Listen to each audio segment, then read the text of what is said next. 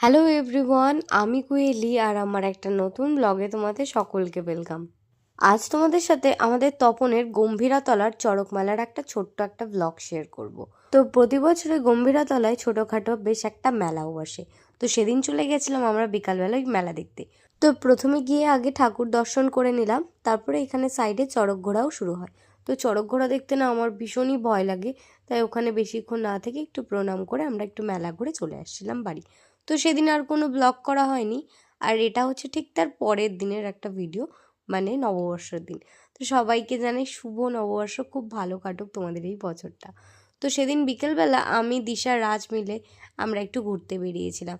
তো চৌরঙ্গিতে এসেই আমরা চলে আসি আগে ফার্স্টে চুমুকে। তো চুমুকে এসে একটু খাওয়া দাওয়া টাওয়া দাওয়া করে একটু আড্ডা আড্ডা দিয়ে তারপরে আমরা আবার চলে আসলাম চৌরঙ্গিতে। চৌরঙ্গিতে আমরা এখানে এসে কিছুক্ষণ একটু ঘোরাঘুরি করে আমি আর দিশা দুটো আইসক্রিম নিয়ে বাড়ি আসার জন্য রওনা দিয়ে দিলাম।